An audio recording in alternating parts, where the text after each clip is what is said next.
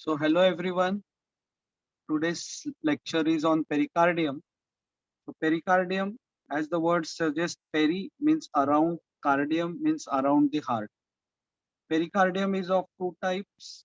Rather, there are two types of pericardium in the human body. One is fibrous pericardium and another is serous pericardium. And the serous pericardium is again of two types, parietal pericardium and visceral pericardium. Okay. Now let us start firstly with the fibrous pericardium. If we have the idea about the heart, that heart is like this, its base at the above and apex below. Pericardium is exactly opposite. The pericardium, the fibrous pericardium has a base below and apex upwards. So pericardium has base below and its apex is upwards. That means the heart, this heart will be inside the pericardium in such a way that the pericardium is like this and inside this is the heart. Okay.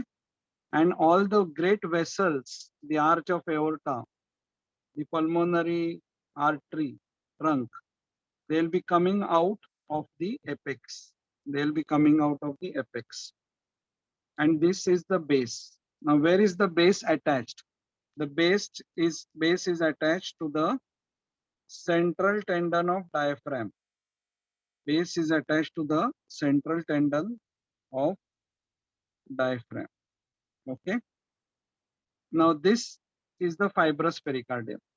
Now what about the parietal pericardium and the visceral pericardium? The parietal pericardium is attached on the inner side of the fibrous pericardium. Okay. So this is parietal pericardium. Okay. And now where is the visceral pericardium attached? The visceral pericardium is attached. The visceral pericardium is attached on the heart, on the surface of the heart, except at the region of the grooves. Suppose here is a coronary groove where there is coronary artery. So that time it will not go inside the groove, but go over the blood vessel. Okay. So, and in between the parietal pericardium and visceral pericardium is the pericardial cavity.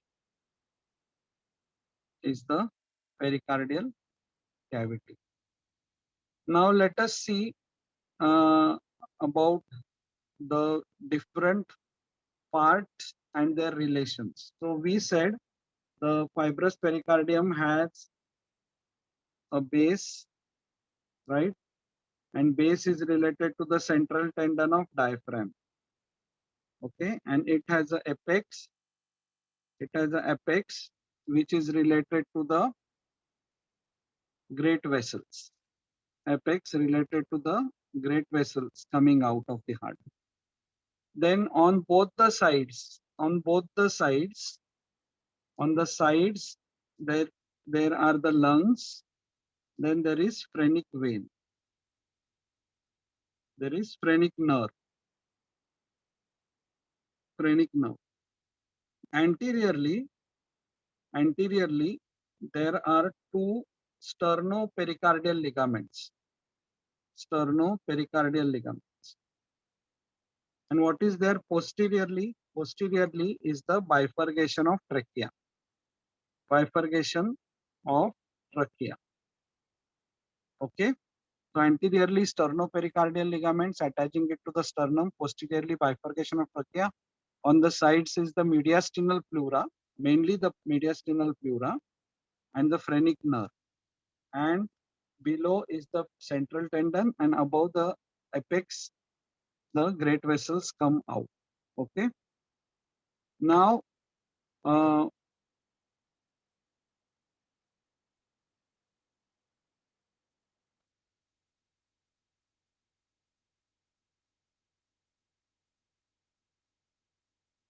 Now let's come to another important topic, and that is called as sinuses of pericardium. Okay, the sinuses of pericardium. There are two sinuses seen in the pericardium. One is the oblique sinus and another is transverse sinus. Now, what is this oblique sinus and transverse sinus? That is nothing but a space. There is a space, enlarged space inside the pericardium. Like, for example, if you see the heart by the side and posteriorly the left atrium forms the base. Okay. And behind this, now this is suppose visceral pericardium and this is the parietal pericardium. So this is the pericardial cavity. So if you are looking from the side, this is the side view of the heart.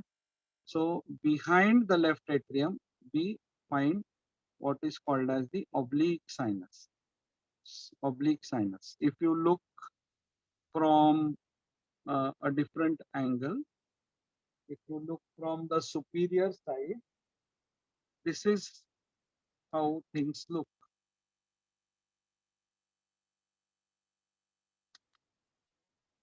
From the superior aspect, when we see,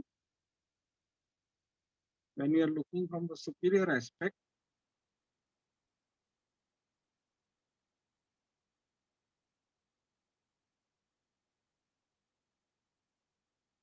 this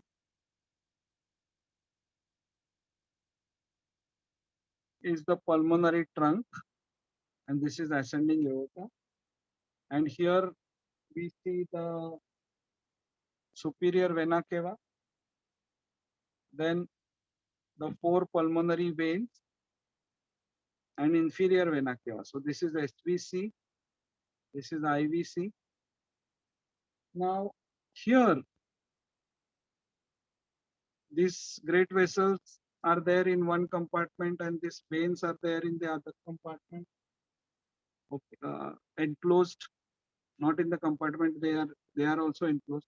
So space between this ascending aorta and pulmonary trunk, this space, which are more of the arteries coming out of the heart.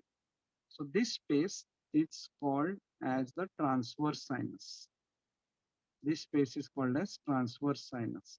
So this space is there between the arterial end and the venous end of the pericardium. Okay, so this gap is called as the transverse sinus. This is there. This is a very useful place during cardiac surgeries. During cardiac surgeries, uh,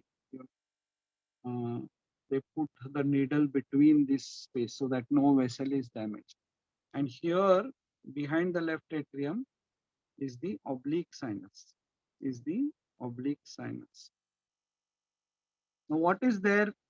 What are the contents of the pericardium? What are the contents of the pericardium? The pericardial contents are first heart. Okay, and with cardiac vessels, and nerve.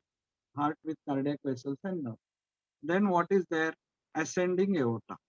Then pulmonary trunk. Pulmonary trunk. What are the other contents?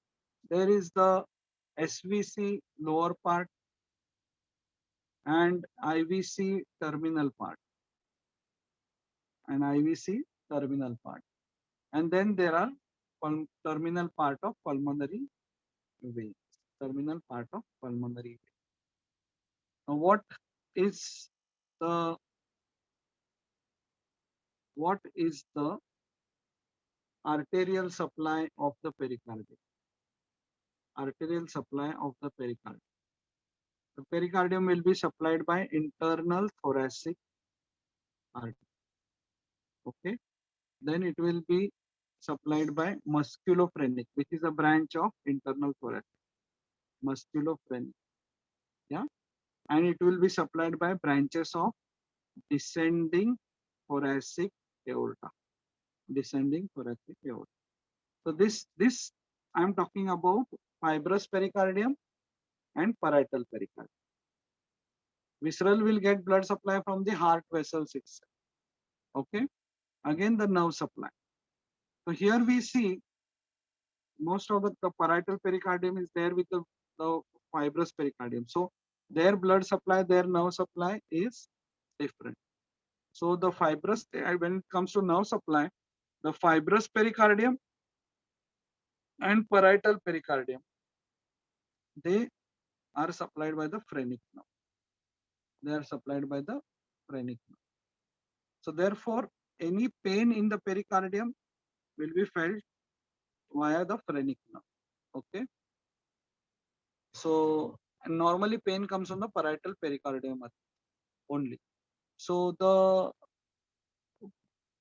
visceral pericardium will have same blood supply, same nerve supply as that of heart. Now coming to the applied anatomy. So applied anatomy, you have to write that collection of fluid in the pericardial cavity, collection of fluid in the pericardial cavity is called as pericardial effusion. Pericardial effusion. What is the main function of pericardium? Main function of pericardium is that it prevents the over dilatation of the heart. Okay. So, but whenever there is pericardial effusion, the heart will not be able to dilate its like what is its regular dilatation. So therefore, there will be lots and lots of problem in the pumping of the heart because the heart is not able to dilate and not able to accept more blood. So that's all about the pericardium. Thank you so much.